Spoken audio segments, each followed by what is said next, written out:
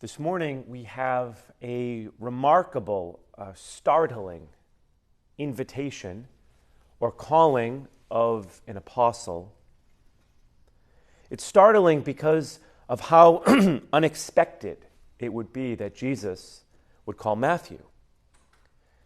In many ways, we understand why he would call such men as Peter, James, John, Andrew, fishermen, certainly imperfect and unworthy like we all are, but no doubt defined and characterized by virtue, by hard work, by a kind of integrity, whereas Matthew has none of these.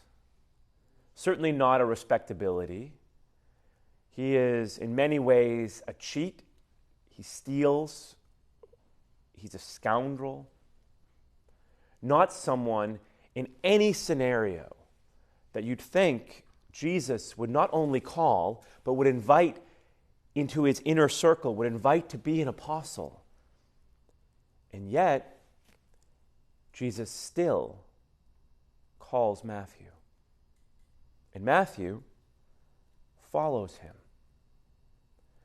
So this reading gives us a great consolation. It's consoling, it's comforting to you and to me, that just as Jesus can and does call Matthew, he can and he does call you. He calls you to follow after him, to know and to love and to be known and to be loved by him, which is extraordinary. We have so many ideas and voices and lies in our mind and in our heart that say it cannot possibly be me. Certainly I know other people more worthy for Jesus to desire and to seek after, who have many things figured out, whereas I'm a bit of a mess, I'm imperfect. And yet Jesus, as he says to Matthew, says to you, follow me. And in addition to a consolation, today's gospel is a challenge. It's a challenge to each one of us in recognizing that Jesus calls everyone. In other words, there's no one, not even that person who comes to mind, who we can't stand, who seems so obstinate, so stubborn in defying, in rejecting, in not wanting Jesus' grace and his mercy. It's a challenge because even that person Jesus desires.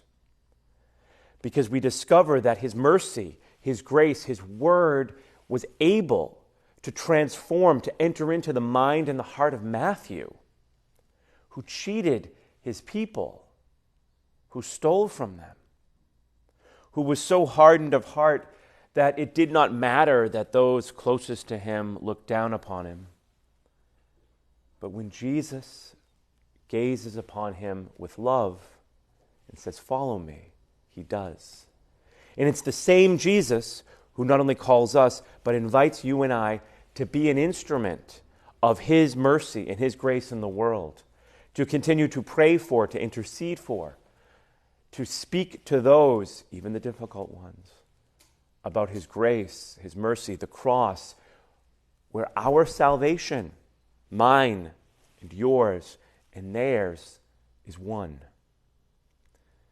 Because today's gospel, this great feast of St. Matthew, reminds us that no one, not even the person who comes to mind, is outside or beyond the power and the mercy and the grace that Jesus brings and who he is.